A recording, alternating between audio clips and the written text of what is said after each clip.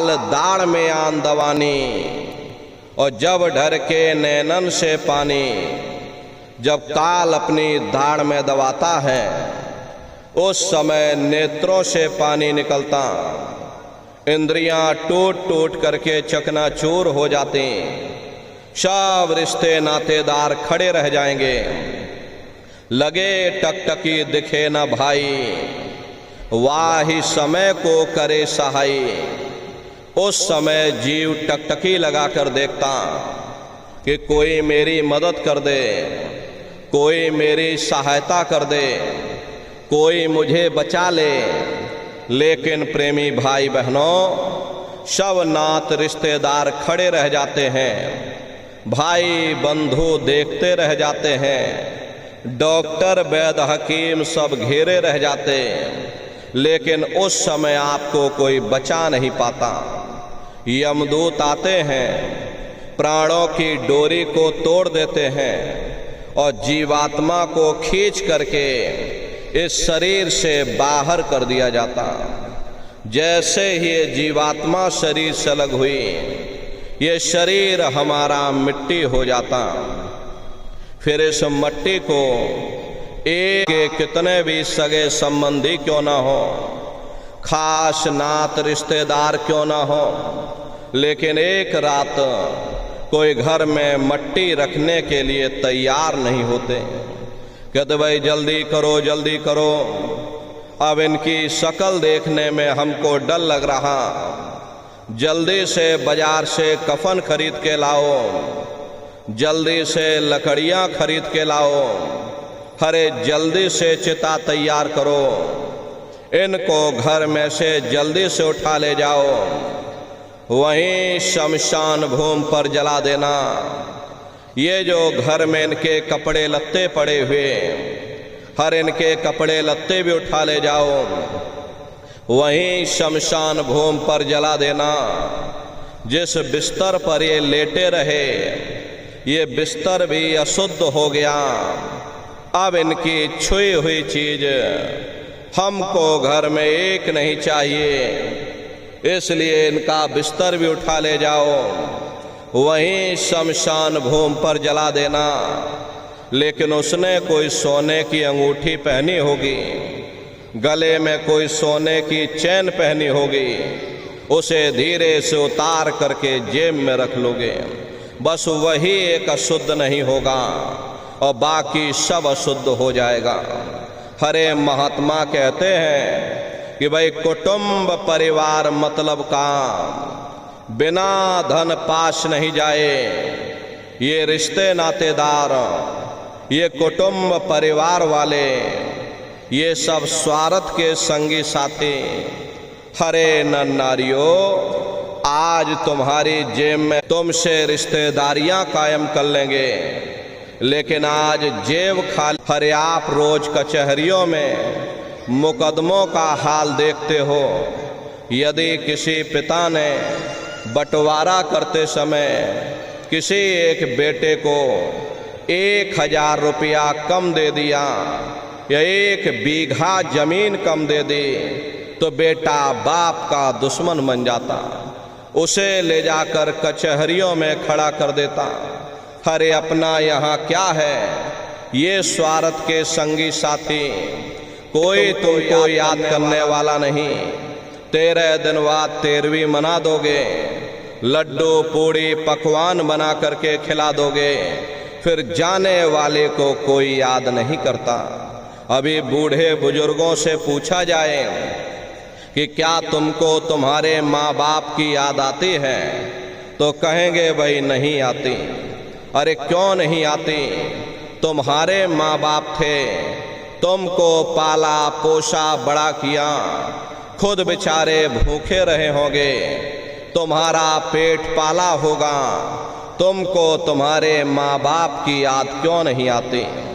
क्योंकि तुम्हारे सामने तुम्हारे लड़के बच्चे हो गए, तुम्हारे नाती पोता पंती और संती हो गए, इसलिए तुम अपने माँ बाप की यादों को धीरे धीरे भूल गए और नई यादों में धीरे धीरे बस गए। ऐसे ही प्रेमी भाई बहनों, एक दिन सब तुमको भी भूल जाएंगे, कोई किसी को याद करने वाला नहीं। ये कहानी तो शमशान भूमि पर समाप्त हो गई। उधर देखो क्या होता, तुम्हारी जीवात्मा को ले जा करके ऊपर धर्मराज की कचहरी में पेश कर दिया जाएगा। वहाँ पलक झपकते ही तुम्हारे अच्छे बुरे कर्मों का हिसाब किताब हो जाएगा। धर्मराज तुमको सजा सुना देंगे, ले जाओ इनको फलाने नरक में डाल दो, क्योंकि मैंने इनको मौका दिया था जब ये माँ के गर्भ में उल्टे लटके हुए थे। सिर इनका नीचे था, पैर इनके ऊपर थे।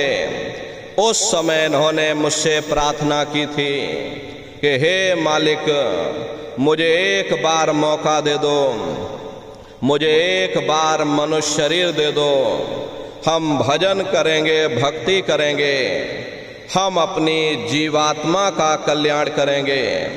तो मैंने इनकी प्रार्थना को स्वीकार कर लिया और इनको मैंने सुंदर सा मनुष्य शरीर दे दिया और कह करके मैंने भेजा था कि भाई ये मनुष्य शरीर ये किराए का मकान है, ये तुम्हारा अपना नहीं है। अगर ये तुम्हारा अपना होता तो हमेशा तुम्हारे पास रहता। ये तुम्हारा अपना नहीं, ये मैंने तुमको कुछ समय के लिए किराए का मकान दिया है। हाँ, तुम अपनी जीवात्मा को मेरे किराए के मकान में बैठा करके और मालिक की भक्ति करके अपनी जीवात्मा का कल्याण करा लेना। मैंने कुछ समय के लिए तुम सबको ये किराए का मकान दिया है। जब समय पूरा होगा तो मैं अपने सिपाहियों को भेजूंगा, उस समय पर तुम मेरे मकान को खाली कर देना। लेकिन इतना ध्यान रखना कि जैसा साफ सुथरा मैंने तुमको ये किराए का मकान दिया, वैसा ही साफ सुथरा तुम मुझको वापस लौटाना। लेकिन इस किराए के मकान में बैठ करके इन्होंने अच्छे बुरे कर्म कर डाले।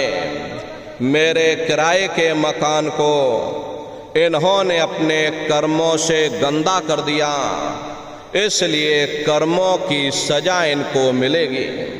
ले जाओ इनको फलाने नरक में डाल दो। अरे महात्मा कभी झूठ नहीं बोलते। महात्माओं ने जब साधना किया, साधना करके जब ऊपर गए और ऊपर जा करके जब उन्होंने नरकों का हाल देखा, तो हमारी आपकी जानकारी के लिए उन्होंने धर्म ग्रंथों में लिख दिया कि लोह के खम्भ तपत के माही, जहाँ जीव को ले चिपटाई वहाँ लोहे के खम्भे अग्नि से धधक धधक कर लाल हो रहे। ऐसे खोटे जीवों को उन खम्भों में चिपटाया जाता। वाही समय की कहाँ सुनाई, लोहा अगन धमन धोकाई, जो धमन से धोक लोहारा, लोहा जो अग्नि में डारा। जिस तरह से लोहार लोहे को अग्नि की भट्टी में तपा करके लाल कर देता, ऐसे ही प्रेमी भाई बहनों और चिल्लाने की आवाज जाती। लेकिन प्रेमी भाई बहनों, वहाँ कोई तुम्हारी पुकार सुनने वाला नहीं, कोई तुम्हारी दर्द भरी आवाज को सुनने वाला नहीं। हरे महात्मा कहते हैं कि भाई नर के अनेक अने और हैं, कहाँ लग कहो बखान, दुख भोगते यह जीव जो, जाने जो भोग समान। कहते भाई एक नरक नहीं, ऐसे वहाँ पर अनेकों अनेक नरक बने हुए, अलग अलग खोटे पाप कर्मों के वहाँ पर अलग अलग नरक बने हुए। कुंभी नरक निदान्य है, पड़े जीव जग जाए और सिर समेत डूबा रहे। सदा नरक के माही। कुंभी कहते हैं घड़े के आकार का बड़ा विशाल नरक बना हुआ, दुनिया भर का मवाद उसमें भरा, बड़ी भारी बदबू उसमें से आती है, जीवों को उसी में डाल दिया जाता। जब ही नरक सिर ऊपर काढ़े तब ऊपर जूती जम मारे। जैसे ही ये जीव श्वास लेने के लिए अपने सिर को बाहर निकालता, ऊपर यमदूत खड़े रहते, नोकदार भालों से प्रहार कर देते। जीव फिर उसी में डूब जाता है, युगों युगों तक डूबा रहता। कुंभी नरक कल्प लोवासा, मुख में नरक नाक में श्वासा। कल्प लोवासा यानी 1000 चौकड़ी युग का एक कल्प होता है। न जाने कितने कल्पों तक, युगों युगों तक जीव उन्हीं नरकों की यातनाओं को भोगता रहता। और नरकों की यातनाएं भोगने के बाद में इसी जीवात्मा को सीधे मनुष्य शरीर नहीं दिया जाता, बल्कि इसे 4 खान 84 लाख योनियों में डाल दिया जाता। जैसे बच्चा होता है, बच्चा पहले कक्षा 1 पास करेगा, फिर कक्षा 2 में जाएगा। ऐसे ही प्रेमी भाई बहनों, वहाँ भी पूरा चैनल बना हुआ। नरकों की यातनाओं को भोगने के बाद में इन्हीं जीवों को 4 खान 84 लाख योनियों में डाल दिया जाता। प्रेमी भाई बहनों, ये 4 खान 84 लाख योनियाँ ये कोई मामूली योनियाँ नहीं होती। 4 खान का मतलब होता है अंडज पिंडज उपमज स्थावर। ये 4 खाने होती हैं। पहली श्रेणी तो इन पेड़ पौधों की आती है जिनके अंदर पानी का तत्व मौजूद होता है। कभी ये भी मनुष्य हुआ करते थे, लेकिन आज अपने कर्मों का भोग पा रहे एक जगह पर बेचारे खड़े हुए हैं। दूसरी श्रेणी कीड़े मकोड़ों की आती है जिनके अंदर पृथ्वी और अग्नि का तत्व मौजूद होता है। तीसरी श्रेणी पंछियों की आती, चौथी चौपाए जानवरों की आती, और 5वीं स्वयं इंसान की आती है, जिसके अंदर 5 तत्व जल पृथ्वी अग्नि वायु आकाश 5 तत्व मौजूद होते हैं। प्रेमी भाई बहनों, ये 4 खाने हैं। इनकी अलग अलग कुल 84 लाख योनियाँ होती हैं। अब आप पेड़ पौधों को देखिएगा तो ये आम का पेड़ अलग है, नीम का पेड़ अलग है, पीपल का पेड़ अलग है। ऐसे ही अलग अलग प्रजातियों के कीड़े मकोड़े, अलग अलग प्रजातियों के पशु पंछी, कुल मिलाकर के 84 लाख योनियाँ हैं। हम दुनिया के जीव नरकों की यातनाओं को भोगने के बाद में इन्हीं 84 लाख योनियों में डालते। हमको आपको गर्मी लग गई तो हम लोग छाया में आ गए, सर्दी लग गई कंबल रजाई ओढ़ लिया, भूख लग गई रोटी खा ली, बीमार हो गए अस्पतालों में चले गए, अपना अपना इलाज करवा लिया। लेकिन देखो उन जानवरों को, क्या गर्मी, क्या सर्दी और क्या बरसात, एक एक रोटी के टुकड़े के लिए बेचारे दर बदर रोड पर भटकते रहते हैं। किसी का हाथ कट गया, किसी का पैर कट गया, किसी को जीते जी काट डाला, मुर्गी की गर्दन ही मरोड़ डाली। अरे उनको भी दर्द होता, उनको भी तकलीफ होती, लेकिन वे बेचारे बेजुबान हैं, कुछ बोल नहीं पाते, कुछ बता नहीं पाते। हम लोगों के अंदर जुबान है, हम लोग बोल बता देते, वे सिर्फ रोते और चिल्लाते रहते। अरे मादा बिच्छू होते हैं, मादा बिच्छू की मौत कैसे होती? मादा बिच्छू जब अपने बच्चे को जन्म देती है तो उसी के बच्चे अपनी भूख को मिटाने के लिए अपनी माँ की पीठ पर चढ़ जाते हैं और उसी के मांस को नोच नोच करके खाते हैं। वो तड़पती रहती है, कराहती रहती है, लेकिन जब तक हड्डी हड्डी न बच जाए उसके बच्चे अपनी माँ की पीठ से नीचे नहीं उतरते। ऐसे न जाने कितने जीव जंतु इस संसार में कष्ट सह रहे।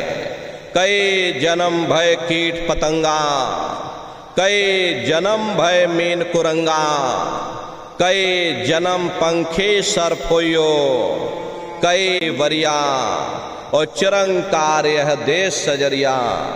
करोड़ों करोड़ युगों से नरकों की यातनाओं को भोगने के बाद में फिर हम लोगों को कभी कीड़े पतंगों की योनि में, कभी पेड़ पौधों की योनि में, तो कभी पशु और पंछियों की योनि में डाल दिया जाता।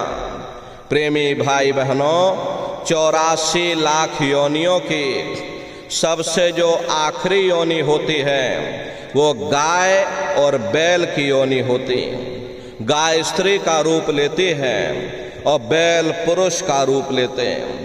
ये 84 लाख योनियों की सबसे आखिरी योनि यानी कि अंतिम पायदान होता है।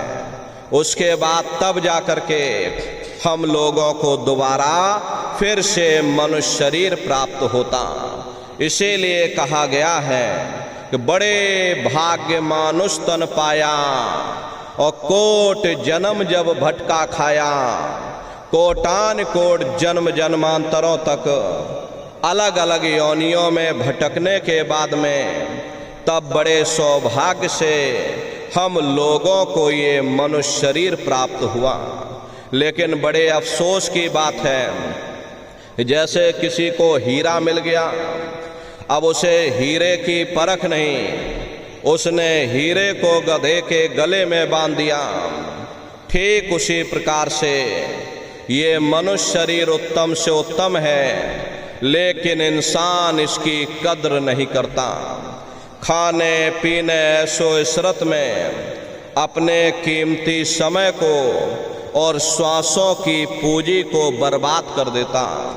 महात्मा प्रेम से समझाते हैं कि भाई बड़े सौभाग्य से तुमको ये मनुष्य शरीर मिला। बड़े से बड़े देवी देवता भी इस शरीर को पाने के लिए तरसते हैं, क्योंकि उन नरकों से, इन 84 से निकलने का केवल एक ही दरवाजा है, वह केवल मनुष्य का शरीर है। इसी मनुष्य रूपी मंदिर में बैठ करके हम उस परमात्मा की भक्ति कर सकते हैं। इसीलिए संतों महात्माओं ने इस पंच भौतिक शरीर को सच्चा हरि मंदिर कहकर याद किया कि हरि मंदिर यह शरीर है और ज्ञान रतन प्रकट हुए, ये असली हरि मंदिर है। जब भी वो मालिक मिलेगा इसी हरि मंदिर के अंदर मिलेगा। इसी पंच भौतिक शरीर को गुरु नानक साहब ने नर नारायणी देह कहकर याद किया। ये वो देह है जिसमें नारायण स्वयं विराजमान है। हरे वो नारायण जब भी मिलेंगे तुम्हें तुम्हारे अंदर मिलेंगे। यही कबीर साहब ने लिखा है कि जो तिल माही तेल है, जो चकमक में आग, और तेरा साईं तुझ में, और जाग सके तो जाग। जिस तरह से तिल में तेल होता है, पत्थर में अग्नि होती है, ठीक उसी तरह से वो मालिक हरेक के घट घट में, हरेक के वजूद के अंदर बैठा हुआ। यही आपकी धर्म पुस्तकों में भी लिखा, अरे मोको का धोड़े रे बंदे, मैं तो तेरे पास में, और ना तीरथ में ना मूरत में तो हूँ विश्वास में। ना मैं तीरथ में मिलूँगा, ना मैं मूरत में मिलूँगा, ना मैं अन्य किसी कर्म कांड में मिलूँगा, ना मैं ग्रंथों में मिलूँगा, ना मैं पोथियों में मिलूँगा, ना मैं किताबों में मिलूँगा। मैं जब भी मिलूँगा तो मैं तुम्हारे अंदर मिलूँगा। हरे प्रेमी भाई बहनों, बड़ी सीधी सी बात है। ये अगर खाना बनाने की किताब सारी उम्र बैठ कर के पढ़ते रहोगे कि भाई खाना ऐसे बनता है और खाना वैसे बनता है, खाने में नमक डाला जाता है और खाने में तेल डाला जाता, तो कभी तुम्हारा पेट नहीं भर सकता। जब तक आप खाना बनाओगे नहीं, उसे स्वयं खाओगे नहीं, कभी तुम्हारा पेट नहीं भर सकता। हम वेदों की निंदा नहीं करते, हम ग्रंथों की निंदा नहीं करते, हम गीता, कुरान और बाइबल की निंदा नहीं करते। हरे वेद, शास्त्र, गीता, कुरान, बाइबल कहती है कि भाई मनुष्य के अंदर अंड खंड ब्रह्मांड है, स्वयं वो परमात्मा इसके अंदर बैठा।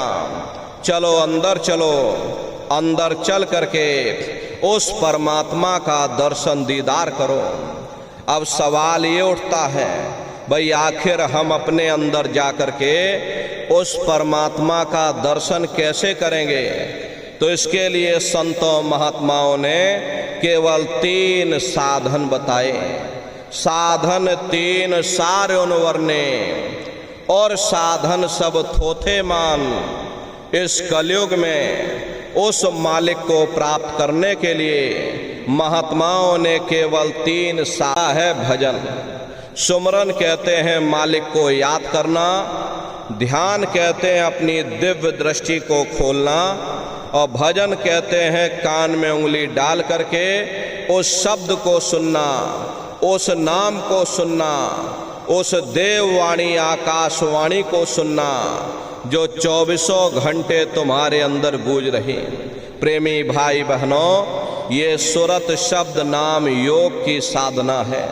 संतों का जो इतिहास रहा, संतों के इतिहास में सबसे पहले कबीर साहब आए, जिन्होंने सुरत शब्द नाम के भेद को जाहिर किया। उसके बाद गुरु नानक साहब आए। गुरु नानक साहब ने भी सुरत शब्द नाम के भेद को जाहिर किया। उसके बाद और भी महात्मा आए, कबीर, नानक, दादू दरिया, भीखा, रविदास, पलटू, जगजीवन। चित्रकूट में आप चले जाइए, गोस्वामी जी महाराज जिन्होंने रामचरित्र मानस बनाई, उन्होंने भी सुरत शब्द नाम के भेद को जाहिर किया। आपके राजस्थान की धरती पर मीराबाई हुई, सहजोबाई हुई, उन्होंने भी उस मालिक को पाया तो सुरत शब्द नाम योग की साधना करके पाया। प्रेमी भाई बहनों, ये सुरत शब्द नाम योग की साधना है। इस साधना की 3 क्रियाएं हैं, सुमरन, ध्यान और भजन। तो कैसे आप लोग सुमरन करोगे, कैसे आप लोग ध्यान करोगे और कैसे आप लोग भजन करोगे, जरा बैठ करके अच्छी तरह समझिएगा और फिर घर पर जा करके करिएगा। तो सबसे पहले सुमरन कैसे किया जाएगा? सुमरन करने के लिए एक माला आप लोग ले लेना। ये देखिए प्रेमी भाई बहनों, 108 दाने की ये माला है। अपने अपने घरों में बैठ करके बाहर से अपनी आँख को बंद कर देना और दोनों आँखों के मध्य भाग में अपने ध्यान को एकाग्र करके और दाने दाने पर जय गुरुदेव नाम का उच्चारण करिएगा। हर दाने पर जय गुरुदेव नाम, हर दाने पर जय गुरुदेव नाम, जय गुरुदेव, जय गुरुदेव, जय गुरुदेव, कुल 108 बार करिएगा। दोबारा इसी जगह फिर वापस आ जाओगे। जब आप जय गुरुदेव नाम का उच्चारण करोगे तो दोनों आँखों के मध्य भाग में अपने ध्यान को रोक करके और दाने दाने पर जय गुरुदेव नाम का उच्चारण करिएगा। जिसको आप याद कर रहे हो, एक समय ऐसा आएगा वो अंतर में तुम्हारे सामने प्रकट हो जाएगा। उसके स्वरूप को देख लेना, फिर उसी के स्वरूप को याद करके जय गुरुदेव नाम का सुमरन सभी नए प्रेमी भाई बहन करिएगा। दूसरी बार फिर यहीं से जय गुरुदेव नाम का सुमरन, तीसरी बार फिर यहीं से जय गुरुदेव नाम का सुमरन। इस तरह से कुल 8 बार जय गुरुदेव नाम का सुमरन सभी नए प्रेमी भाई बहन करिएगा। 8 बार करने के बाद ये माला आप रख देना। प्रेमी भाई बहनों, ये जय गुरुदेव नाम किसी साधारण इंसान का नाम नहीं, ये स्वयं उस अनामी महाप्रभु का नाम है। समय समय पर संत महात्मा अपने अपने समय पर आकर के अपनी साधना के द्वारा उस मालिक के नाम को जगाते हैं, उस मालिक के नाम को सिद्ध करते हैं। जैसे कबीर साहब आए, उन्होंने साहिब नाम सिद्ध किया। गुरु नानक साहब आए, उन्होंने वाहि गुरु नाम सिद्ध किया। गोस्वामी जी महाराज आए, उन्होंने राम नाम सिद्ध किया। मीराबाई आई, उन्होंने गिरधर नाम सिद्ध किया। इसी तरह से हमारे गुरु महाराज जय गुरुदेव नाम सिद्ध करके गए। जय गुरुदेव नाम का जहाज लगा कर गए। अगर इस जहाज पर सारी दुनिया बैठेगी, ये जहाज सारी दुनिया को पार करेगा। नए जीवों के लिए नामदान की प्रक्रिया को और सरल से सरल किया गया, ताकि चाहे कोई बगैर पढ़ा लिखा व्यक्ति हो, चाहे बूढ़े बुजुर्ग हों और चाहे बच्चे बच्चियां हों, आसानी से आप लोग समझ जाओ और सुमरन ध्यान भजन कर सको। एक है साध है सब सद है, और सब साध है सब जाए। पहले अपने गुरु की उंगली पकड़ लो, क्योंकि गुरु तुम्हारा सच्चा रहबर है। अरे गुरु गोविंदो खड़े काके लागू पाई, और बलिहारी गुरु आपने जिन गोविंदियो बताई। महिमा उन्हीं की है जिन्होंने गोविंद को लखा दिया। इसीलिए कहा जाता है कि भाई गुरुर ब्रह्मा गुरुर विष्णु गुरुर देवो महेश्वरः और गुरुर साक्षात पर ब्रह्मा तस्मै श्री गुरुवे नमः। इसलिए प्रेमी भाई बहनों, साधना करने से पहले जय गुरुदेव नाम का सुमरन सभी नए प्रेमी भाई बहन करिएगा। सुमरन करने के बाद में फिर आप ध्यान पर बैठिएगा। दूसरा है ध्यान, और ध्यान कहते अपनी दिव्य दृष्टि को एकाग्र करना। प्रेमी भाई बहनों, अपनी दृष्टि को एकाग्र करना, अपनी दिव्य दृष्टि को खोलना।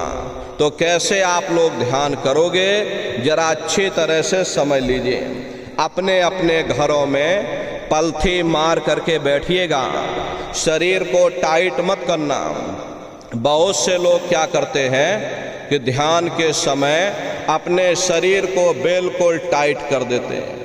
यदि आप अपने शरीर को टाइट कर दोगे तो ये शरीर आपका थक जाएगा और फिर शरीर ढीला पड़ जाएगा, फिर जैसे के तैसे हो जाओगे। इसलिए पहले से ही अपने शरीर को बिल्कुल ढीला छोड़ देना। जितना आराम से आप बैठोगे उतना ही आपके लिए अच्छा रहेगा। तो ढीले बदन से बैठिएगा। आँखों को धीरे से बंद कर देना। इन आँखों पर भी कोई जोर मत देना। जैसे सोते समय धीरे से आँख को बंद करते हो, ऐसे ही धीरे से आँख को बंद कर देना। दोनों आँखों के मध्य भाग में दूर सामने देखिएगा तो सामने आपको अंधेरा दिखाई पड़ेगा। बस उसी अंधेरे में एक जगह पर अपनी दृष्टि को एकाग्र करिएगा। होशियारी यही रहे ये आँखों की पुतलियाँ हिलने ना पाएं। शुरुआती समय में ये आँखों की पुतलियाँ हिलेंगी, लेकिन जब आप अभ्यास करोगे, करत करत अभ्यास ते और जड़मत होत सुजान, जब अभ्यास करते रहोगे तो ये आँखों की पुतलियाँ हिलना बंद हो जाएंगी। तो दूर सामने अंधेरे में एक जगह पर आप अपनी दृष्टि को रोकिएगा या उस अंधेरे को ही आप देखते रहना। एक टक हो करके सामने अंधेरे को देखते रहिएगा, दृष्टि अपने आप एकाग्र हो जाएगी। और जैसे ही आपकी दृष्टि अंधेरे में एकाग्र होगी तो सुई की नोक के बराबर काले में भी काला बिंदु, बड़ा चमकीला बिंदु होगा, तारे की तरह चमचम चमचम चमकेगा, वो सामने आपको दिखाई पड़ जाएगा। जब वो चमकदार बिंदु सामने दिखाई पड़ जाए तब आप अपनी दृष्टि को उस बिंदु पर एकाग्र करिएगा। जब आप अपनी दृष्टि बिंदु पर एकाग्र करोगे तो बिंदु के चारों तरफ से बड़ा भारी प्रकाश निकलेगा, चक्र की तरह से बहुरंगी प्रकाश होगा। वो प्रकाश धीरे धीरे बड़ा होता चला जाएगा।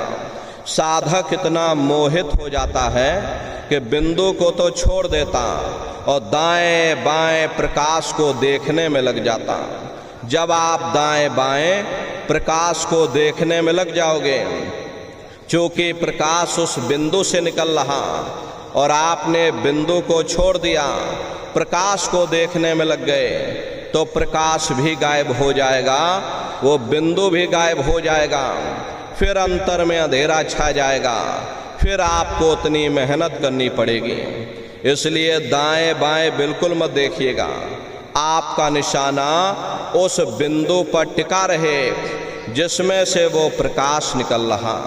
वही बिंदु दरवाजा है, वही बिंदु खिड़की है, उसी को हरि का द्वार यानी कि हरिद्वार कहा गया। जब एक टक हो करके आप उस बिंदु को देखते रहोगे तो वो बिंदु फट जाएगा, वो दरवाजा खुल जाएगा, ये शिव नेत्र खुल जाएगा, ये दिव्य दृष्टि खुल जाएगी और आप दरवाजे के अंदर दाखिल हो जाओगे। एक बार प्रेमी भाई बहनों ये दिव्य दृष्टि खुल जाए, फिर क्या भूत क्या भविष्य और क्या वर्तमान कोई भेद आपसे गुप्त नहीं रहेगा।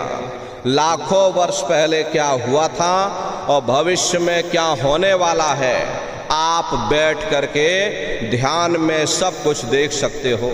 तो यह है ध्यान करने का तरीका। एक बार फिर से आप समझ लो कैसे ध्यान करना है। अपने अपने घरों में पलथी मार करके बैठ जाना, धीरे से आँख को बंद कर देना, दोनों आँखों के मध्य भाग में दूर सामने आप देखिएगा तो सामने आपको अंधेरा दिखाई पड़ेगा। बस उसी अंधेरे में एक जगह पर आप अपनी दृष्टि को एकाग्र करिएगा या उस अंधेरे को ही आप देखते रहिएगा। एक टक हो करके सामने अंधेरे को देखते रहोगे, दृष्टि अपने आप एकाग्र हो जाएगी। उस समय किसी के बारे में सोचना नहीं, किसी के बारे में विचार मत करिएगा। विचार करने की आदत हमारे अंदर पहले से पड़ी हुई है। हम किसी भी व्यक्ति को देखते हैं तो देखने से पहले ही हम उस व्यक्ति के बारे में विचार करने लग जाते हैं। ये जो विचार हैं यही ध्यान में बाधक बन जाते हैं। कोशिश ये करना जब आप ध्यान पर बैठो मन में कोई विचार ना आने पाए, निर्विचार हो करके शून्य हो करके बस सामने अंधेरे को देखते रहो। जितना देर आपसे बन सके आप उस अंधेरे को देखते रहिएगा। देखते देखते देखते देखते आपकी दृष्टि अंधेरे में ठहर जाएगी और जैसे ही आपकी दृष्टि उस अंधेरे में एकाग्र होगी तो सुई की नोक के बराबर काले में भी काला बिंदु, बड़ा चमकीला बिंदु होगा, तारे की तरह चमचम चमचम चमकेगा, वो सामने आपको दिखाई पड़ जाएगा। और जब वो चमकदार बिंदु सामने दिखाई पड़ जाए तब आप अपनी दृष्टि को उस बिंदु पर एकाग्र कर देना। जैसे ही आप अपनी दृष्टि बिंदु पर एकाग्र करोगे तो वो बिंदु दरवाजा है, वो दरवाजा खुल जाएगा ये शिव नेत्र खुल जाएगा, ये दिव्य दृष्टि खुल जाएगी और आप दरवाजे के अंदर दाखिल हो जाओगे। तो यह है ध्यान करने का तरीका। और तीसरा है भजन।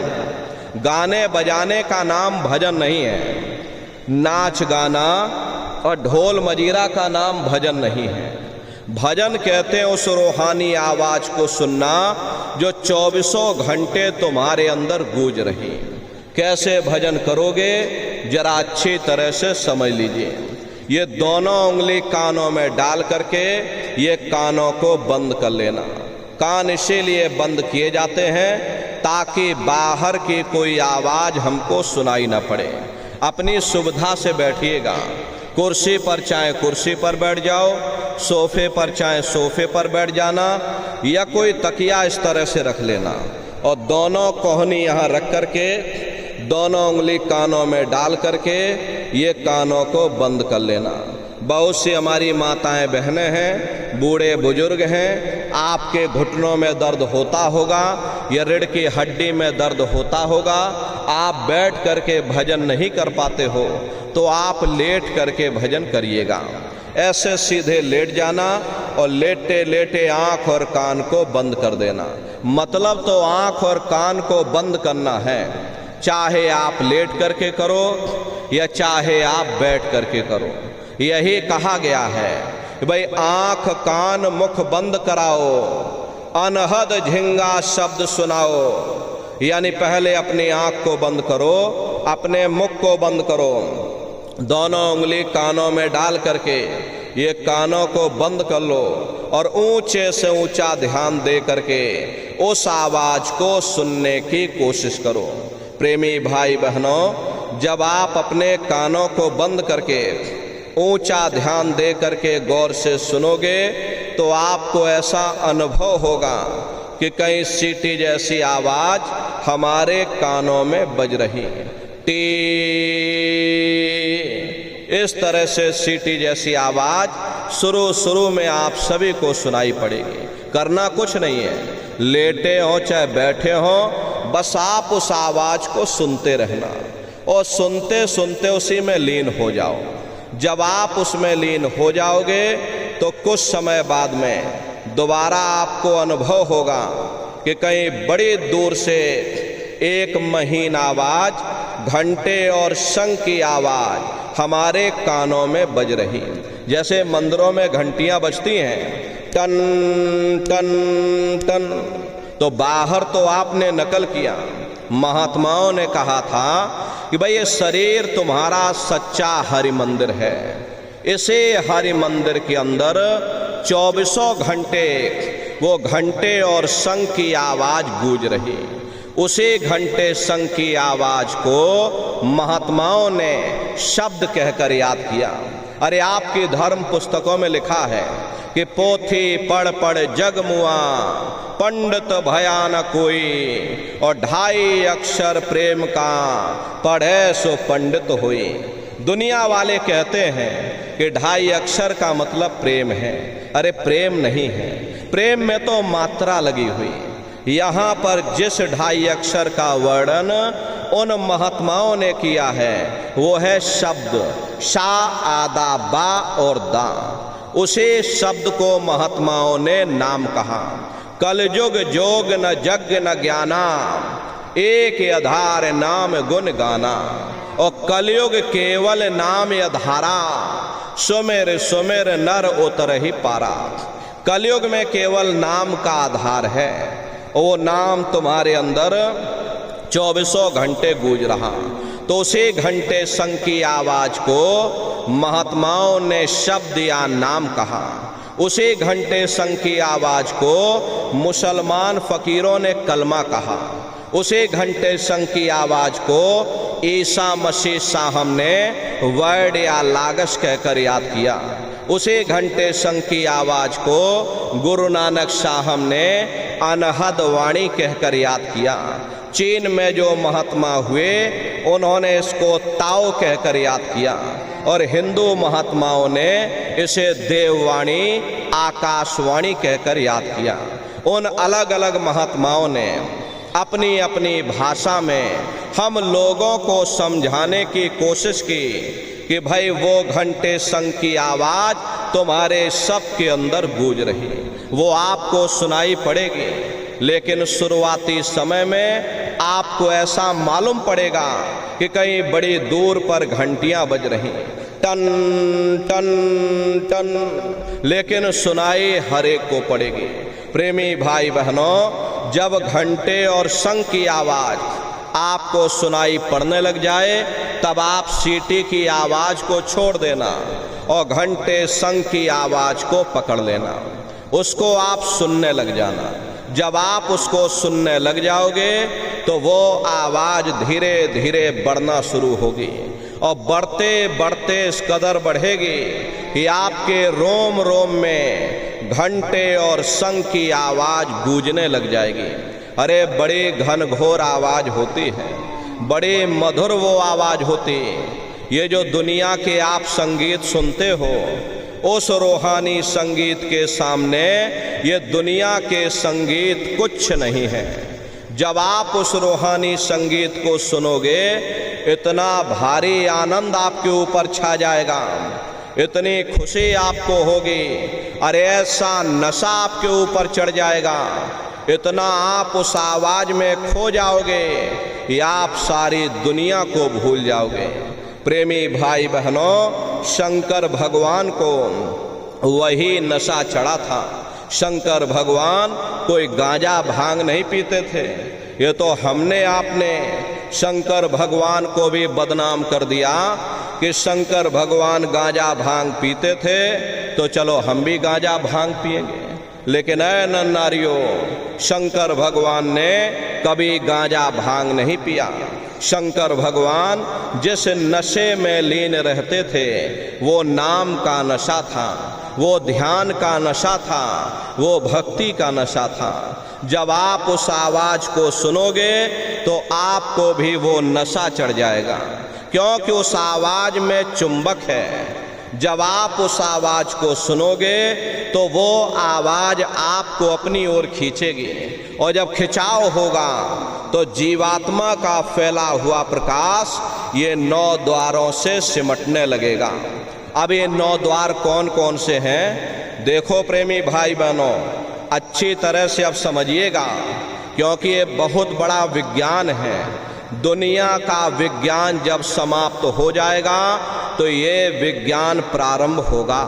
तो 9 दरवाजे कौन कौन से हैं? 2 आँख, 2 कान, 2 नाक के सुराख, 1 मुंह और 2 मलमूत्र का रास्ता, ये शरीर के 9 दरवाजे हैं। सबसे पहला दरवाजा गुदा चक्र आता है।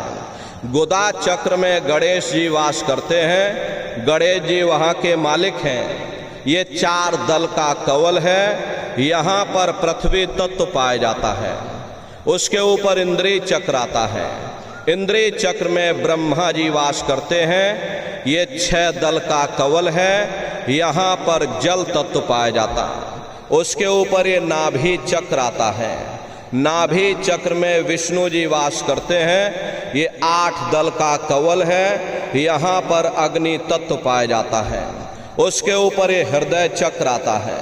हृदय चक्र में शिव जी वास करते हैं। ये 12 दल का कवल है। यहाँ पर वायु तत्व पाया जाता है। हरे वास तो वो ऊपरी मंडलों में करते हैं, लेकिन उनका प्रकाश, उनकी किरणें इन चक्रों पर पड़ती हैं।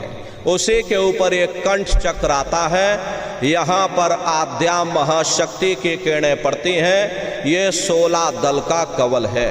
और आप सबसे ऊपर, तुम्हारी जीवात्मा सबसे ऊपर दोनों आँखों के मध्य भाग में बैठी है, जहाँ पर देवियाँ बिंदी लगाती हैं और पुरुष जहाँ पर टीका लगाते हैं। ये बिंदी और टीका यहाँ पर हम लोग इसीलिए लगाते हैं क्योंकि यहीं पर हमारी जीवात्मा बैठी है, उसका श्रृंगार किया जाता है। तो ये 10वां द्वार है जहाँ पर तुम्हारी जीवात्मा बैठी हुई है।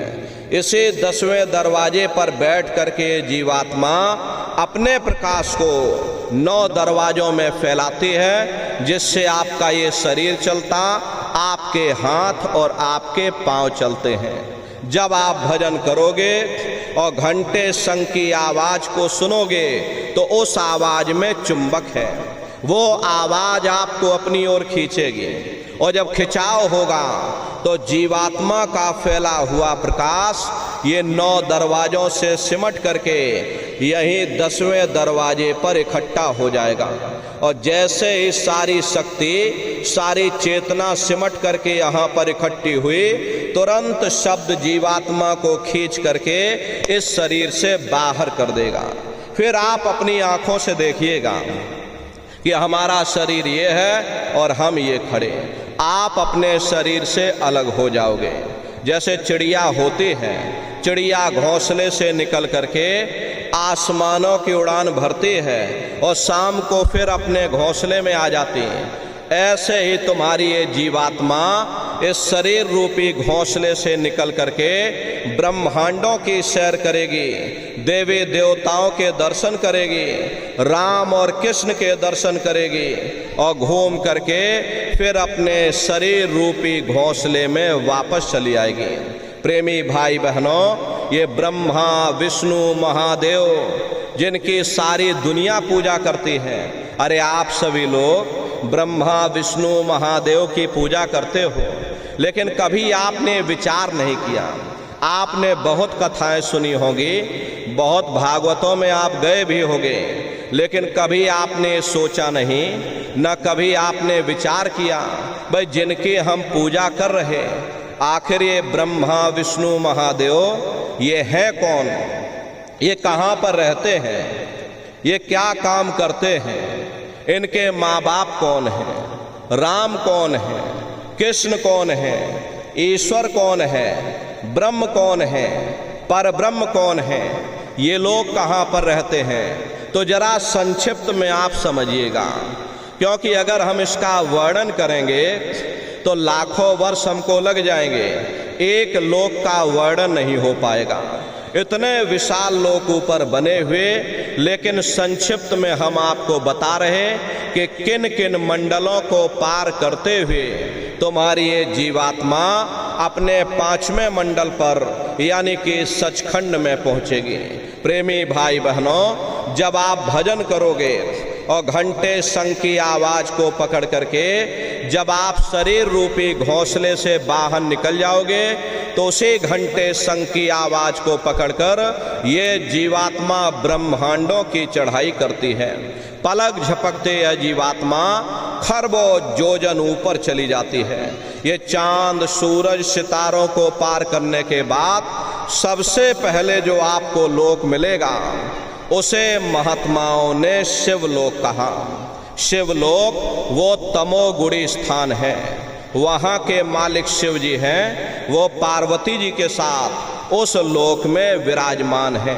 चैतन्य धार जो ऊपर से नीचे आ रही, जिसे महात्माओं ने गंगा कहा, वह अपना केंद्र बिंदु शिवलोक को बनाती है। इसीलिए शिव जी की जटा में ये गंगा दर्शाई जाती हैं।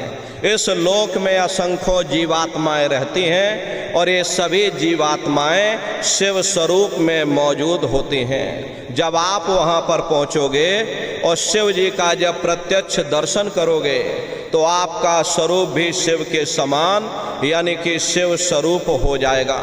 शिव जी का दर्शन करने के बाद फिर जब आप ऊपर चढ़ोगे उसी के ऊपर ब्रह्मा जी का लोक आएगा। ब्रह्मा जी का लोक वो रजोगुणी स्थान है। वहाँ के मालिक ब्रह्मा जी हैं, वो गायत्री सावित्री और सरस्वती के साथ उस लोक में विराजमान हैं।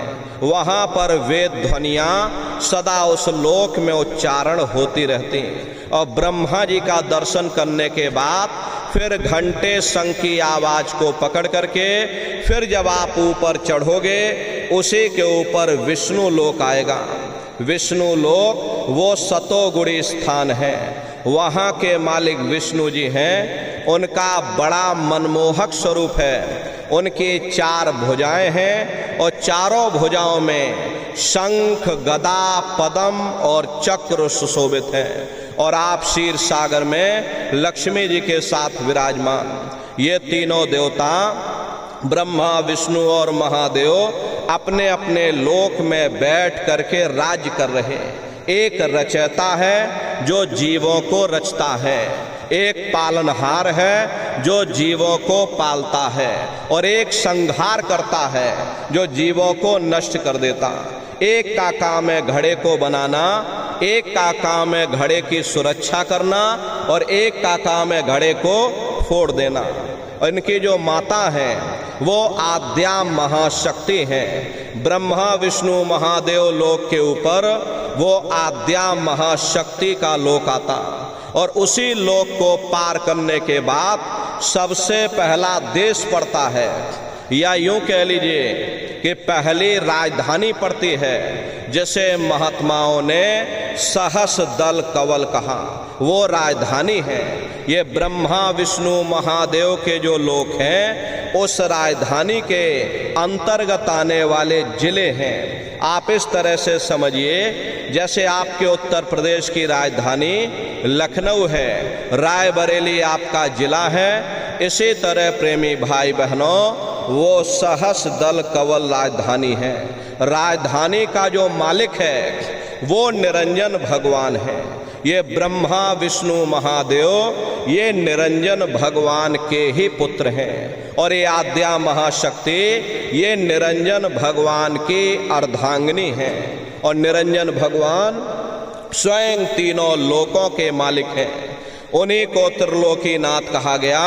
हिंदू उन्हीं को परमात्मा कहते, मुसलमान उन्हीं को खुदा कहते, ईसाई उन्हीं को गॉड कहते। ये जल एक है। अब जल को चाहे आप पानी कह लो, चाहे आप नीर कह लो, या चाहे आप वाटर कह लो। प्रेमी भाई बहनों इसी तरह वो परमात्मा भी एक है। हम लोग लफ्जों के झगड़े में उलझे हुए हैं। घंटे और शंख की आवाज जो हर इंसान के अंदर गूंज रही, वो आवाज उन्हीं के मुखार बिंद से हो रही। निरंजन भगवान का जो स्वरूप है वो ज्योतिष स्वरूप है। हजार बाती की अखंड ज्योति वहाँ पर बराबर जल रही। हम आप मंदिरों में ज्योत जलाते हैं, ये तो हम आप उसकी नकल करते हैं। महात्माओं ने आपको चिन्ह बता दिया कि भाई उनका ऐसा स्वरूप है, तो हम लोग यहाँ पर नकल करने लगे। इस ज्योत में तेल की जरूरत पड़ती है और बाती की जरूरत पड़ती है, लेकिन वो अखंड ज्योति वहाँ पर ऐसी जल रही जिसमें ना तेल की जरूरत है और ना बाती की जरूरत है। पलटू साहब ने जिक्र किया है कि उल्टा कुआं गगन में तिसमें जरे चिराग, और तिसमें जरे चिराग, बिना रोगन बिन बाती, और 6 ऋतु 12 मास जरत रहे दिन राती। सतगुर मिले जो होए ताहि की नजर में आवे, और बिन सतगुर नहीं कोई वाह को दर्शावे। वो अखंड ज्योति ऐसी है जैसे पूरा ब्रह्मांड प्रकाशवान हो रहा। जितनी भी अवतारी शक्तियां आई, राम आए, राम को वहीं से नीचे उतारा गया। इसीलिए उस देश को अयोध्या नगरी या कौशलपुर देश भी कहा गया। अरे गोस्वामी जी महाराज जब साधना करके वहां पहुंचे, तभी गोस्वामी जी महाराज ने रामचरितमानस में लिख दिया। रामचरितमानस में गोस्वामी जी महाराज ने जो भी लिखा है वो सब अंतर का भेद लिखा है। हम लोग बाहर मुखी क्रियाओं में फंसे हुए, इसीलिए बाहर मुखी क्रियाओं में फंस करके हम लोग अर्थ का अनर्थ कर देते। तो गोस्वामी जी महाराज ने रामचरितमानस में देखो क्या लिखा। गोस्वामी जी महाराज कहते हैं कि मोद्यो नैन त्रिशत में भयो, पुन चितवत कौशलपुर गयो। जब मैंने अपने बाहर की आंख बंद की, मेरी अंतर की आंख खुल गई और मैं क्या देख रहा हूं, मैं कौशलपुर देश में पहुंच गया। मोह विलोक राम मुस्काई, मुझे देख करके राम भगवान प्रसन्न हो गए। उन्होंने ऊपर जाने का मुझे रास्ता दे दिया। मैं ऊपर जा करके क्या देख रहा हूं, उधर माज सुने अंडज राया, देखे बहु ब्रह्मांड निकाया, अति विचित्रतः लोके अनेका, रचना अधिक एक तेका। विचित्र विचित्र भांत के वहां पर लोग बने हुए, एक से बढ़कर एक सुंदर सोने के वहां महल बने हैं, जिनकी शोभा अवर्णीय है। प्रेमी भाई बहनों, वो असली अयोध्या नगरी है, वो राम भगवान का देश है। जब आप वहां पहुंचोगे और वहां की रचनाओं को जब आप देखोगे तो देखते ही रह जाओगे। ये क्या ईश्वर की लीला है, कैसी उसकी कारीगरी है, अनंत उसकी सत्ता है, अनंत ही उसका प्रकाश है। उसी आनंद को पाकर के बड़े बड़े राजे महाराजाओं ने अपने राजकाज पर ठोकरें मार दी और जंगलों में जा करके नंगे हो करके नाचने लगे। इतना आनंद, इतनी खुशी उन साधकों को होती है। मीराबाई को जब ये दौलत मिल गई, मीराबाई ने राजपाट छोड़ दिया। मीराबाई कहने लगी, मैं मिल जाए पाए पीऊ अपना, तब मेरे पीर बुझानी, मीरा सूरत शब्द सहलानी। कबीर साहब को जब ये दौलत मिल गई और अन्य महात्माओं को जब ये दौलत मिल गई, उन्होंने ऊपर चढ़ करके जब देखा तो धर्म पुस्तकों में लिख दिया, अचरज देखा भारी साधो, अचरज देखा भारी रे, और बिना बजाए निस्दिन बाजे घंटा शंख नगारी रे, और बहरा सुन सुन मस्त होत है, तन की खबर बिसारी रे, और बिन भूमि के महल बना है, तामे ज्योत उजारी रे, अंधा देख देख सुख पावे, बात बतावे सारी रे, और जीता मरकर फिर जी जावे, बिन भोजन बलधारी रे, और ब्रह्मानंद संत जन बिरला, कोई समझे बात हमारी रे। प्रेमी भाई बहनों, वो असली अयोध्या नगरी है, वो राम भगवान का देश है। राम जी का दर्शन करने के बाद फिर तुम्हारी ये जीवात्मा दूसरे मंडल के शब्द को पकड़ करके और दूसरे मंडल की चढ़ाई करेगी। श्याम तज श्वेत को गहना, सुरत को तान धुन सुनना, और बंक के द्वार धस बैठो और त्रिकुटी जाए कर लेना। उसी के ऊपर दूसरा देश आता है जिसे महात्माओं ने त्रिकुटी देश कहा। वहाँ के जो मालिक हैं वो ब्रह्म हैं, वहीं से मन और माया की उत्पत्ति हुई, वहीं से तीन गुण रजोगुण तमोगुण सतोगुण, तीनों गुणों की उत्पत्ति वहीं से हुई। ये जो आपके वेद हैं, अरे वेदों को सारी दुनिया पढ़ती है, वेदों की भी उत्पत्ति उसी स्थान से हुई है। अरे महात्मा कहते हैं कि त्रिकुटी महल में विद्या सारा, घनहर गरजे बजे नगारा, लाल वरन सूरज उजियारा। वहाँ पर दो धुनें, बादलों की गर्जन और मृदंग की आवाज उस लोक में गूंजती रहती है। जैसे पहले स्थान पर राम भगवान के देश में घंटे और शंख की आवाज गूंजती है, ऐसे ही दूसरे मंडल पर यानी कि ब्रह्म के देश में बादलों की गर्जन और मृदंग वहाँ पर बजता रहता। ओम का जाप बराबर वहाँ होता रहता। ब्रह्म का जो स्वरूप है लाल वरण सूरज उजियारा। ये सूरज कुछ नहीं, ऐसे लाखों लाख सूर्य इकट्ठे करोगे तो वहाँ का एक सूर्य बनेगा। प्रेमी भाई बहनों, ब्रह्म का जो स्वरूप है वो सुबह के लाल सूर्य के समान है, इसीलिए वहाँ का पूरा ब्रह्मांड लाल है। जहाँ तक आपकी निगाह जाएगी ब्रह्म देश में चारों तरफ आपको लाल ही लाल नजर आएगा। महात्मा जब साधना करके वहाँ पहुँचे तभी महात्माओं ने लिख दिया, लाली मेरे लाल की जित देखो त लाल, और लाली देखन में गई और मैं भी हो गई लाल।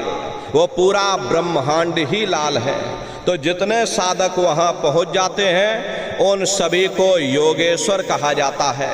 योगेश्वर की पदवी उन्हीं को मिलती है जो ब्रह्म स्थान तक पहुँच रखते हैं। जैसे व्यास जी हुए, वशिष्ठ जी हुए, वाल्मीकि जी हुए, इन सब की पहुंच वहीं तक थी। इसीलिए कहा गया कि वाल्मीकि भय ब्रह्म समाना। जब इनकी जीवात्मा वहां पहुंची और जब इन्होंने ब्रह्म का दर्शन किया तो इनका स्वरूप भी ब्रह्म के समान यानी कि ब्रह्म स्वरूप हो गया। तो जितने साधक वहां पहुंच जाते हैं उन सभी को योगेश्वर कहा जाता है। योगेश्वर भगवान श्री कृष्ण उसी देश में वास करते हैं। ये जो ब्रह्म देश है वो श्री कृष्ण भगवान का ही देश है और श्री कृष्ण भगवान वहीं पर रहते हैं। ये बाहर की जन्माष्टमी नहीं है जो आप लोग मनाते हो, ये तो आप नकल करते हो। महात्माओं ने कहा था भाई सही मायने में तुम जन्माष्टमी कब मनाओगे? जब तुम्हारी ये जीवात्मा 5 तत्व जल पृथ्वी अग्नि वायु आकाश और 3 गुण रजोगुण तमोगुण सतोगुण 5 तत्व और 3 गुणों से परे होकर के ब्रह्म देश में पहुंच करके जब कृष्ण भगवान का दर्शन कर लोगे तब सही मायने में जन्म अष्टमी मनाई जाएगी। वहां कृष्ण भगवान का दर्शन करने के बाद फिर तुम्हारी ये जीवात्मा तीसरे मंडल के शब्द को पकड़ करके तीसरे मंडल की चढ़ाई करती है। आगे पहुंची सुन झंकार ररंकार धुन सुनी पुकार, आगे श्वेत शून्य है भाई और मान सरोवर पैठ नहाई। उसी के ऊपर तीसरा देश आता है जिसे महात्माओं ने शून्य देश कहा, उसी को रारंग देश कहा जाता, उसी को अक्षर और नेति कहा जाता। वहाँ के जो मालिक हैं वो रारंग पुरुष यानी कि पर ब्रह्म पुरुष हैं। वहाँ किंगरी और सारंगी 2 धुनें उस लोक में गूंजती रहती है और पार ब्रह्म पुरुष का जो स्वरूप है वो पूर्णमासी के चंद्रमा के समान बड़ा ही मनमोहक स्वरूप है। इसी स्थान पर प्रेमी भाई बहनों एक बहुत बड़ा अमृत का सरोवर बना है जिसे महात्माओं ने मान सरोवर कहा। जब तुम्हारी ये जीवात्मा उस मान सरोवर में स्नान कर लेगी तो जन्म जन्मांतरों के मैले पाप कर्म साफ हो जाएंगे। हरे यहाँ के पानी से तुम्हारे कर्मों की सफाई नहीं होने वाली। ये बाहर का पानी तुम्हारे शरीर के मैल को धो सकता है, लेकिन जो पापों का मैल है, जो अंतःकरण में ये जो कर्मों की गंदगी आपने लाद रखी, वो जब साफ होगी जब आप तीसरे मंडल पर पहुंच करके उस गंगा में डुबकी लगाओगे। उसमें स्नान करने के बाद ये जीवात्मा हंस रूप हो जाती है। हंसन मिले हंसा हो जाई, मिले जो अमी आहारा है। जीवात्मा का खुद का प्रकाश उस अमृत के सरोवर में स्नान करने के बाद 16 सूर्य के बराबर हो जाता। तो फिर यही जीवात्मा चौथे मंडल के शब्द को पकड़ करके चौथे मंडल की चढ़ाई करती है। 2 पर्वत के संग निहारो, भंवर गुफाते संत पुकारो। 2 पर्वतों को पार करने के बाद वो बड़ा सुंदर देश आता जिसे महात्माओं ने भंवर गुफा कहा। वहाँ के जो मालिक हैं वो सोहंग पुरुष हैं। वहाँ बंशी यानी मुरली की मधुर ध्वनियाँ सदा उस लोक में उच्चारण होती रहती हैं। और सोहंग पुरुष का जो स्वरूप है वो दोपहर के सूर्य के समान महाप्रकाशवान स्वरूप है। स्वरूप में अंतर है। पहले स्थान पर निरंजन भगवान का जो स्वरूप था वो ज्योतिष स्वरूप था।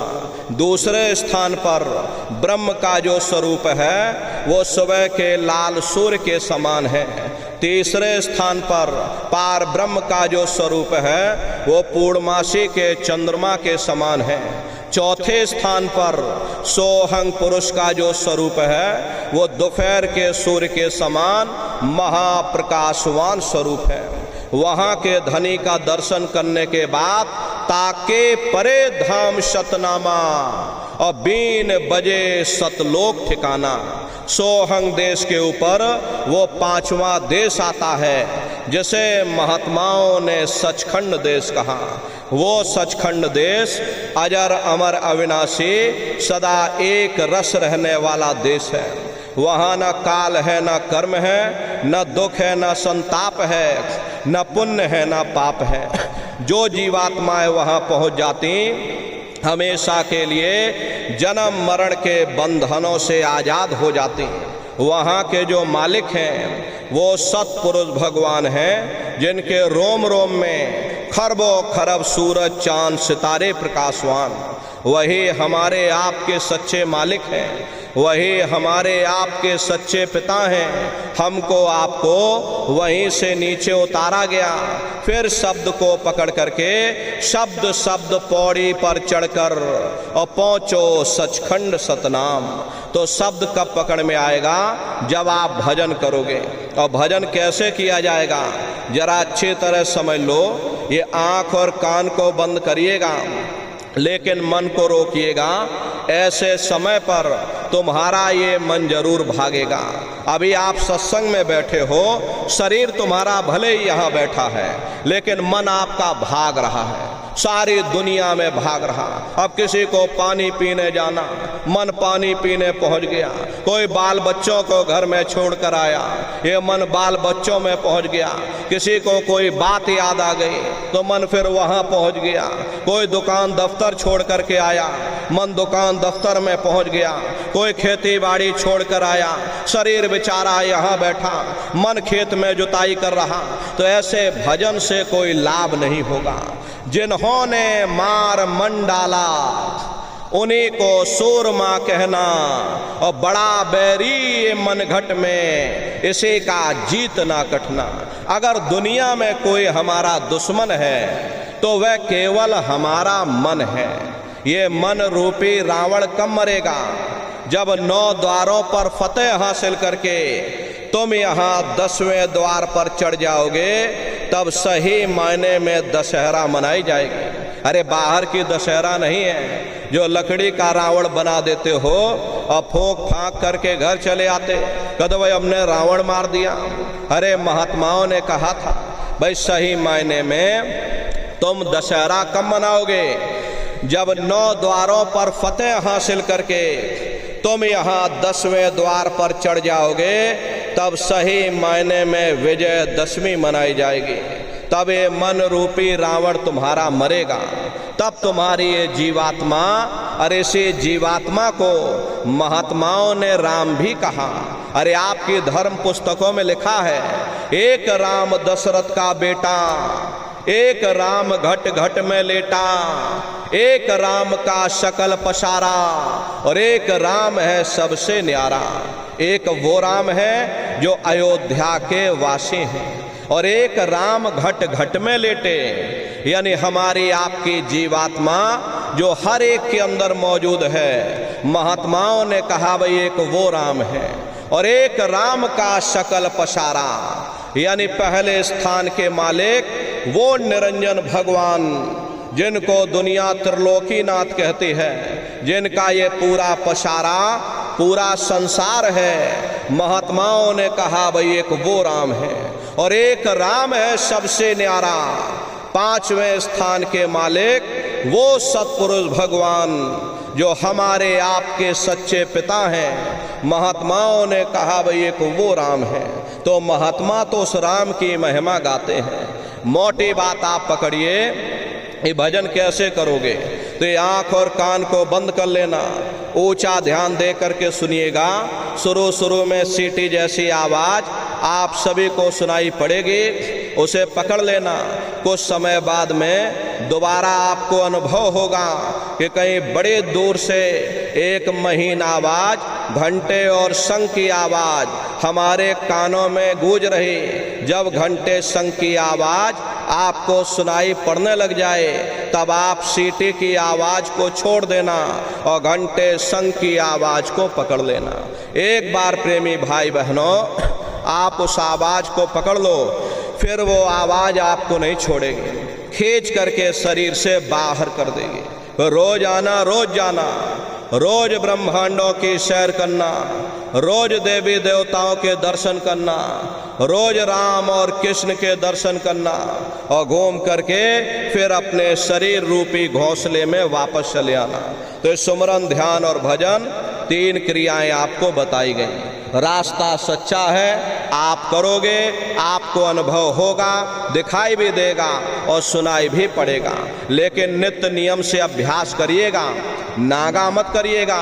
अरे आप शरीर को भोजन देते हो, सुबह दोपहर शाम रात खाते रहते, लेकिन कभी आपने ये विचार नहीं किया ये जीवात्मा जो जन्म जन्मांतरों से बेचारी भूखी प्यासी बैठी है और जिसकी शक्ति से तुम्हारा इतना बड़ा ये शरीर चल रहा, तो कभी अपनी जीवात्मा को तुमने भोजन नहीं दिया।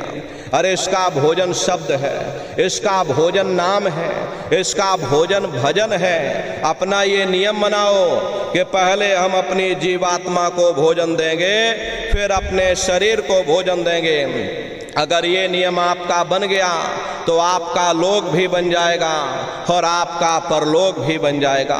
प्रेमी भाई बहनों, उस मालिक को पाने के लिए तुम्हें घर बार छोड़ने की जरूरत नहीं है, तुम्हें समाज छोड़ने की जरूरत नहीं है, तुम्हें जात बिरादरी बदलने की जरूरत नहीं है। अरे जात पात के रगड़े झगड़े ये हमारे अपने नहीं हैं, ये सिर्फ हमारे मन की खुराफात है। आप सभी लोग बुद्धिमान पढ़े लिखे व्यक्ति हो, अपनी अपनी बुद्धि से आप सभी लोग विचार करिएगा। जब गुरु नानक साहब नहीं आए थे तब कोई सिख नहीं था, जब मोहम्मद साहब नहीं आए थे तब कोई मुसलमान नहीं था, जब ईसा मसीह साहब नहीं आए थे तब कोई ईसाई नहीं था। और पीछे लौटते चले जाओ तो केवल मनुष्य ही मनुष्य रह जाते। ये रगड़े झगड़े किसने पैदा किए? ये हमने आपने पैदा किए। हर कोई भी महात्मा यहाँ पर आकर के ना कोई कौम मनाने आता है, ना कोई यहाँ पर मजहब चलाने आते हैं, ना कोई यहाँ पर जात बिरादरी बदलने आते हैं, और ना ही आप हमारे हाथों में ये डंडे और तलवारें देने के लिए आते हैं। अरे आप तो सच्चा मार्ग, सनातन मार्ग समझाने के लिए इस धरा भूमि पर शरीर रूप में अवतरित होते हैं। हरे प्रेमी भाई बहनों, अपनी बुद्धि से आप विचार करिएगा। सुपच जात के भंगी थे, रैदास जी जात के हरजन थे और मीराबाई जात की छत्राणी थी। अगर वे सब उस मालिक को प्राप्त कर सकते हैं तो आप भी उस मालिक को प्राप्त कर सकते हो।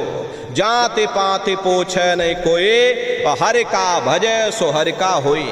लोग यहाँ जात पात बनाते बनाते मर गए, लेकिन ऐ नर नारियों, जब तुम्हारी ये जीवात्मा इस मनुष्य रूपी चोले को छोड़ करके ऊपर धर्मराज की कचहरी में पहुंचेगी तो वहां न तुमसे ये पूछा जाएगा कि भाई तुम किस जाति के हो, या तुम किस कौम के हो, या तुम किस मजहब के हो, तुम हिंदू हो या मुसलमान हो, तुम हिंदुस्तान से आए हो या सीधे पाकिस्तान से आ रहे। अरे वहाँ तुम्हारे कर्म देखे जाएंगे, भक्ति भाव देखा जाएगा, मालिक से मिलने का प्रेम और प्यार देखा जाएगा। इसीलिए महात्मा समझाते हैं कि भाई मालिक को पाने के लिए तुम्हें जात और बिरादरी बदलने की जरूरत नहीं है, तुम्हें समाज छोड़ने की जरूरत नहीं है, तुम्हें घर परिवार छोड़ने की जरूरत नहीं है, तुम्हें बाल बच्चे छोड़ने की जरूरत नहीं है, तुम्हें जंगलों पहाड़ों में भटकने की जरूरत नहीं है, तुम्हें साधु सन्यासी और बाबा बनने की जरूरत नहीं। अरे भाई तुम अपने अपने घर परिवार में रहो, अपने अपने बाल बच्चों के साथ रहो, अपने अपने समाज में रहो, समाज की रीत नीति के अनुसार रहो, मेहनत और ईमानदारी से काम करो और 24 घंटे में घंटा 2 घंटा अपनी जीवात्मा के कल्याण के लिए सुरत शब्द नाम की कमाई यानी सुमरन ध्यान और भजन करिएगा। यही दौलत तुम्हारे काम आएगी, बाकी सब यहीं पड़ा रह जाएगा।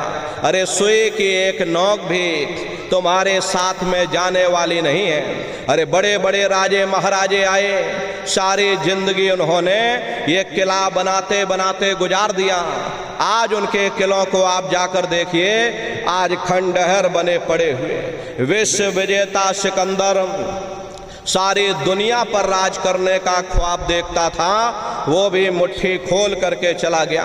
कोई क्या साथ लेकर के जाएगा? अरे जो चीज तुम्हारे साथ में जाने वाली है वो केवल परमात्मा की भक्ति है। इसलिए वो दौलत कमा लो जो अंत समय में तुम्हारे काम आवे। अरे आप कहीं नात रिश्तेदारी में जाते हो, यहाँ भी आप सत्संग सुनने आए हो तो पूरी तैयारी करके आए होगे। भाई कहाँ सत्संग हो रहा, कहाँ हमको जाना है, कैसे जाना है, साइकिल से जाना है, मोटरसाइकिल से जाना है, रास्ते के लिए क्या क्या सामान ले जाना, गर्मी का मौसम है, ठंडे पानी की बोतल भी रख लेनी, ये हाथ वाला पंखा भी रख लेना। अरे पूरा बंदोबस्त करके चलते हो। फिर आप ये कैसे भूल गए कि शरीर को छोड़ करके हमें कहीं और भी जाना है? किस राह जाना है, कहाँ जाना है, कैसे जाना है, रास्ते के लिए क्या क्या सामान ले जाना, हम लोग कभी उस पर विचार नहीं करते। मोह माया की गफलत में मनुष्य की अकल मारी गई, मनुष्य विचार नहीं कर पाता।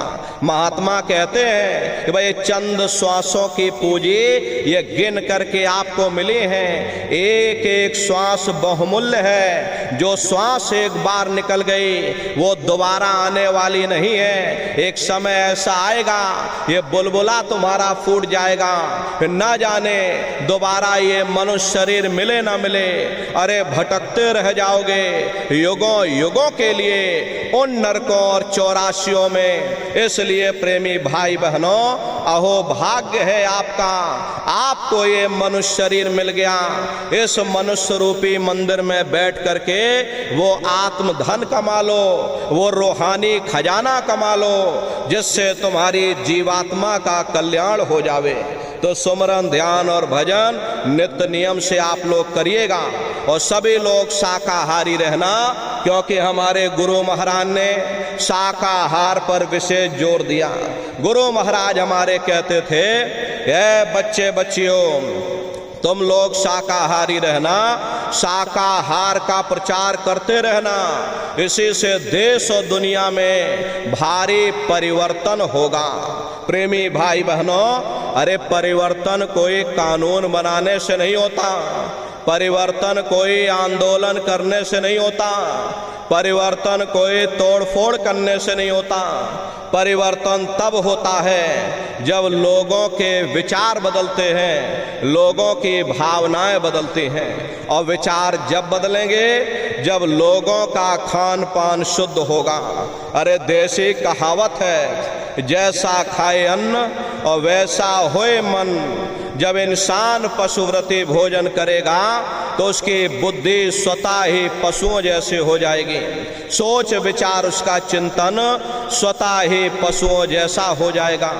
फिर जिस शराब के नशे में माँ बहन बेटी की पहचान खत्म हो जाए, उस शराब को पी करके यह कैसे पता चलेगा कि क्या अच्छा और क्या बुरा है। यही कारण है कि आज घर समाज में ये दुनिया भर के अत्याचार और दुनिया भर के व्यभिचार फैले हुए। अरे हम लोग मंदिर बनवाते हैं, उन मंदिरों में नहा धो करके जाते हैं, कहते भाई परमात्मा के रहने की जगह है, हमको नहा धो करके जाना चाहिए, फूल अगरबत्ती ले जाना चाहिए। कोई उन मंदिरों में कूड़ा कचड़ा नहीं डालता। अगर कूड़ा कचड़ा डालोगे तो आपस में लाठियां चल जाएंगी। फिर ये जो हरि मंदिर है, ये पंच भौतिक शरीर जिसे महात्माओं ने हरि मंदिर कहा, अरे इसमें तुम हाड़ मांस के लोथड़े डालते हो, इसमें तुम शराब के कतरे डालते हो। अपने बनाए हुए मंदिर की आप कद्र करोगे और परमात्मा के बनाए हुए इस हरि मंदिर को तुमने जीते जी कब्रिस्तान बना दिया तो सख्त सजा मिलेगी। अरे महात्माओं ने लिखा है कि तिल भर मच्छी खाई के और कोट गऊ दे दान और काशी करवट जा मरे, निश्चय नरक निदान। यदि तिल भर भी मच्छी खा करके फिर चाहे कोटान कोट गौओं का दान करो और काशी में जा करके मत्था रगड़ते रगड़ते अपनी पूरी जिंदगी वहां गुजार दो, फिर भी तुमको तुम्हारे गुनाहों की सजा मिलेगी, कोई बच नहीं सकता। क्योंकि ये कर्म भूमि है, यहाँ तुम जैसा कर्म करोगे वैसा फल तुमको मिलेगा। देखिए इस कर्म भूमि पर कृष्ण भगवान तक नहीं बच पाए। उस समय बाली को छिप करके बाण मारा, वही बाली कृष्ण अवतार में बहेलिया बन करके आ गया। कृष्ण भगवान के पैरों में पद्म चमकता था, हिरण की आंख समझ करके और बहेलिये ने निशाना मार दिया, और जब पास में आकर के देखा कृष्ण भगवान थे। अफसोस करने लगे, लेकिन कृष्ण भगवान ने उसको समझाया कि भाई इसमें तुम्हारा कोई दोष नहीं, उस समय हमने तुमको मारा था, आज तुमने हमको मार दिया, हमारा तुम्हारा अदला बदला पूरा हो गया। कर्म प्रधान विश्व रच राखा, जो जस करे सो तस फल चाखा। ये कर्मों का ऐसा देश है, यहाँ तुम जैसे बीज बोगे वैसे ही फसल काटोगे। इसलिए प्रेमी भाई बहनों, आपसे हमारी प्रार्थना है या आप लोग शाकाहारी रहिएगा। अरे तरह तरह की बीमारियां जो आज के समय में आ रही, इसका मुख्य कारण एक ही है, लोगों का खान पान गंदा हो गया। अरे आप लोग बुद्धिमान हो, अपनी बुद्धि से स्वयं विचार करिए। बच्चा भी जानता है कि इंसानों के खून में जब जानवरों का खून मिल जाएगा, इंसानों के अंदर जब जानवरों के कीटाणु पहुंच जाएंगे, तो न जानवरों की दवा काम में आएगी और न इंसानों की दवा काम में आएगी। तो परिणाम क्या होगा? ऐसी महामारियां फैलेंगी। इसलिए प्रेमी भाई बहनों, आपसे हमारी प्रार्थना है कि आप लोग शाकाहारी रहिएगा। कोई ऐसा नशा मत करना जिससे बुद्धि तुम्हारी पागल हो जाए और घर में माँ बहन बेटी की पहचान खो दो। अरे आप अपने आप को कट्टर हिंदू मानते हो, अरे भाई हम कट्टर हिंदू हैं, हमसे बड़ा सनातनी दुनिया में कोई नहीं, हम धर्म के ठेकेदार हैं, हम राम को मानने वाले हैं और हम कृष्ण को मानने वाले हैं। अरे आप राम को मानते हो और आप कृष्ण को मानते हो, तो उनके आदर्शों पर भी चलना सीखो। राम ने कभी नहीं कहा कि तुम मांस खाओ, या कृष्ण ने कभी नहीं कहा कि तुम शराब पियो। जितने देवी देवता अवतार हुए सभी यही कह करके गए कि अहिंसा परमो धर्मा। अगर हमने किसी को बनाया नहीं तो मिटाने का अधिकार हमारे पास नहीं। अरे आप इंसान हो, इंसान का काम है दया करने का, दया धर्म का मूल है। इसलिए आप जीवों पर रहम करो, रूहों पर रहम करो। सभी लोग शाकाहारी रहना, शाकाहार का प्रचार अपने अपने क्षेत्रों में बराबर आप लोग करते रहना। अरे सतयुग कैसे आएगा? राम राज कैसे आएगा?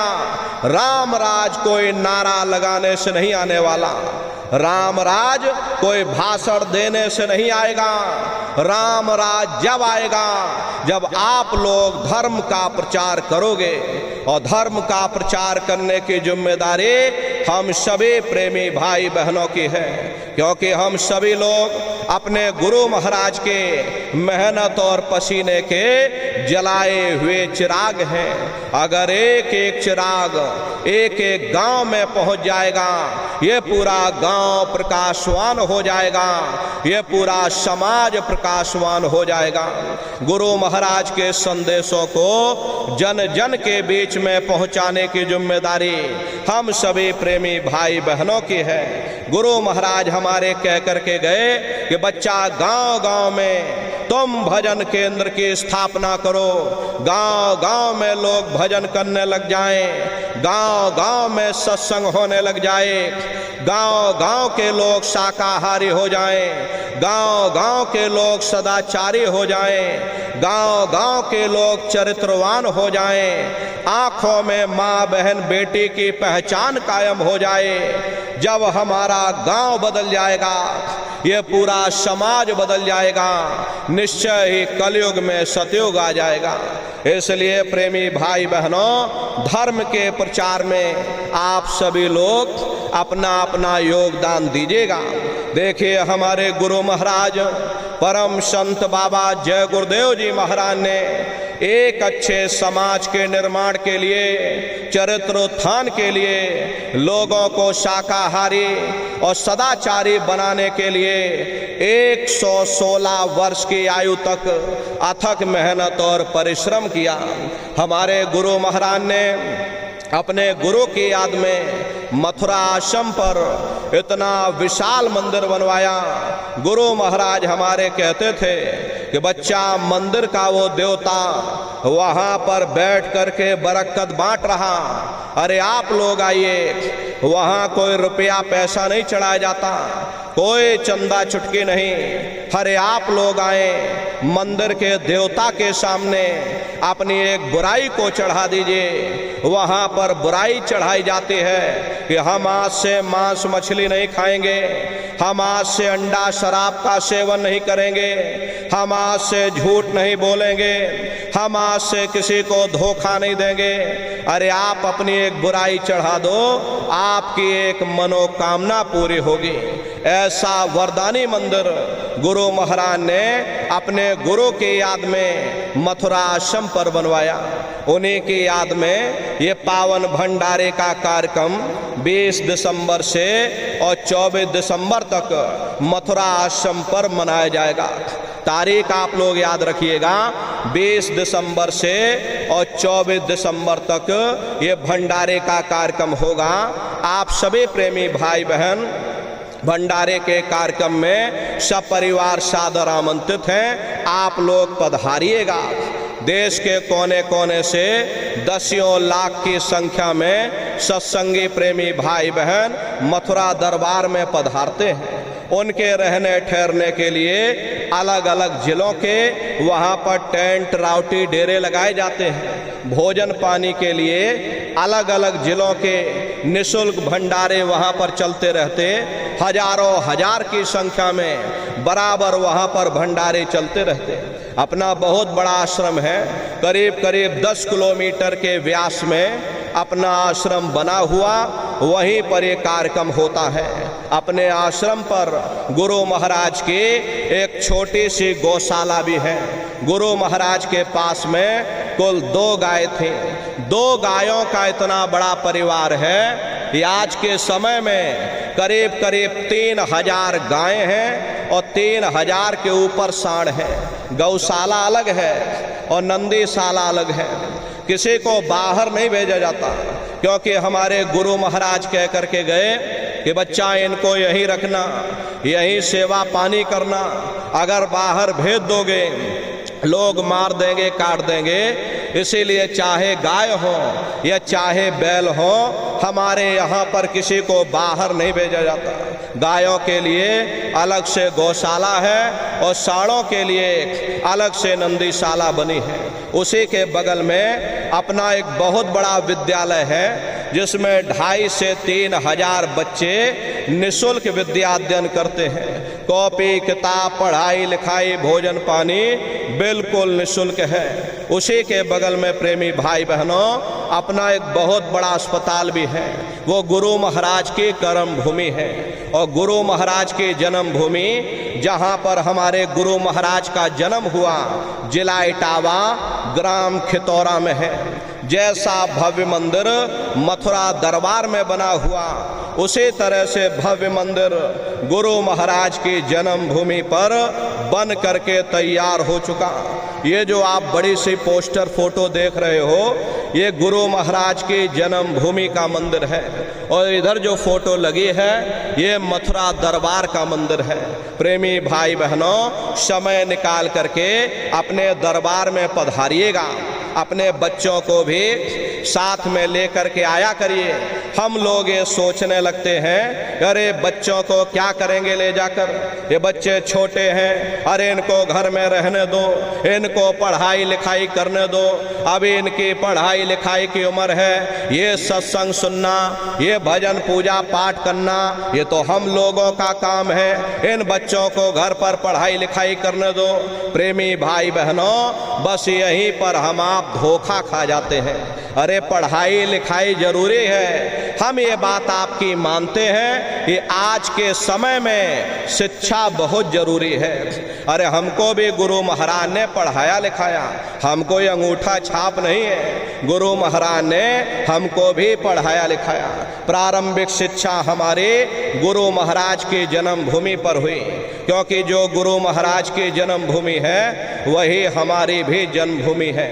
1 से लेके 5 तक हम वहीं पर पढ़ाई किए, उसके बाद गुरु महाराज ने मथुरा बुला लिया, आगे की पढ़ाई लिखाई 10वीं 12वीं BA LLB।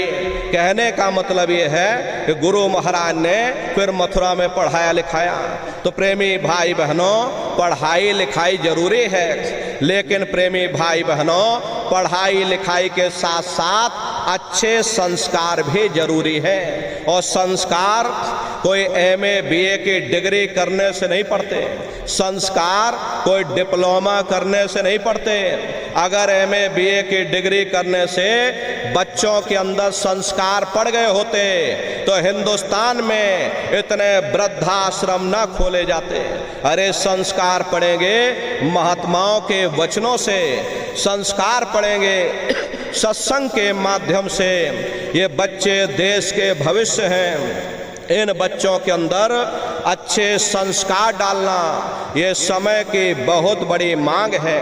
अरे आज के समय में बच्चों के अंदर संस्कारों की कमी देखी जा रही है, वरना पहले के समय में अकेले माँ बाप अपने 4-4 बच्चों को पाल लेते थे, लेकिन आज के समय में वही 4-4 बच्चे, वही MA BA और डिग्री और डिप्लोमा किए हुए बच्चे अपने माँ बाप को रोटी नहीं खिला पा रहे। शादी हो जाती है, घर परिवार बांट करके रख दिया, जमीन जायदाद बांट करके रख दी, चूल्हा चौका बांट करके रख दिया, यहाँ तक कि बेचारे माँ बाप को भी बांट करके रख दिया।